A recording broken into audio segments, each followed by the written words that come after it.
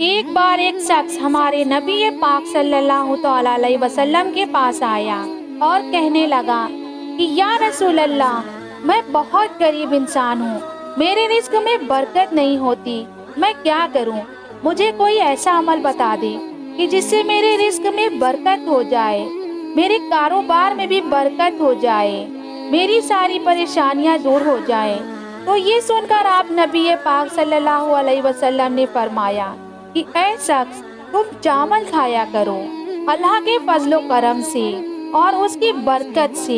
تنگی کم ہو جائے گی۔ پھر کچھ دیر کے بعد ایک دوسرا شخص آپ صلی اللہ علیہ وسلم کے پاس آیا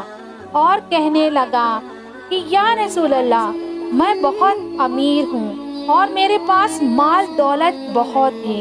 جو کہ مجھ سے سنبھالی نہیں جاتی، مجھے کچھ ایسا عمل بتا دیں کہ جس سے میں اس دولت کو سنبھال سکوں۔ یہ سن کر آپ صلی اللہ تعالی علیہ وسلم نے اس شخص سے کہا کہ تم چاول کھایا کرو، تو وہ یہ سن کر چلا گیا۔ تو وہیں پر کچھ صحابی بیٹھے ہوئے تھے، انہوں نے آپ صلی اللہ علیہ وسلم سے پوچھا کہ آپ نے ایسا کیوں کیا؟ جو انسان غریب تھا آپ نے اسے بھی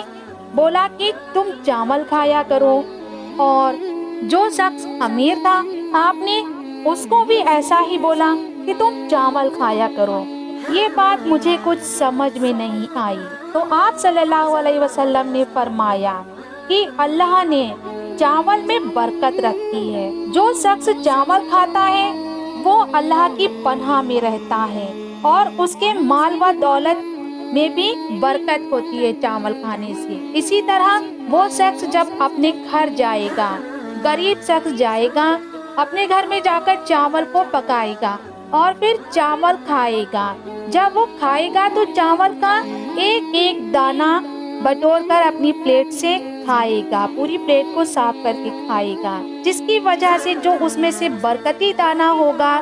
تو وہ بھی اس کے پیٹ میں چلا جائے گا۔ اس دانے کی وجہ سے، چاول کے دانے کی وجہ سے اس کے گھر میں خیر و برکت آئے گی اور اس کی ساری پریشانیاں دور ہوں گی۔ دوسرا، جب امیر آدمی اسی چاول کو جا کر لے کر کے پکائے گا اپنے گھر میں، اور جب وہ چاول کو کھائے گا تو آدھا چاول کھائے گا، آدھا گرائے گا، آدھا بچائے گا اپنی پلیٹ میں، اور وہ پورا چاول نہیں کھائے گا، جس کی وجہ سے جو برکتی دانہ ہوگا تو وہ اسی پلیٹ میں رہ جائے گا، جو کہ اس کے پیٹ میں نہیں جائے گا۔ تو اس وجہ سے اس کے گھر کی خیر و برکت ختم ہوگی، اس کے مال و دولت سے برکت ختم ہوگی اور وہ غریب ہو جائے گا۔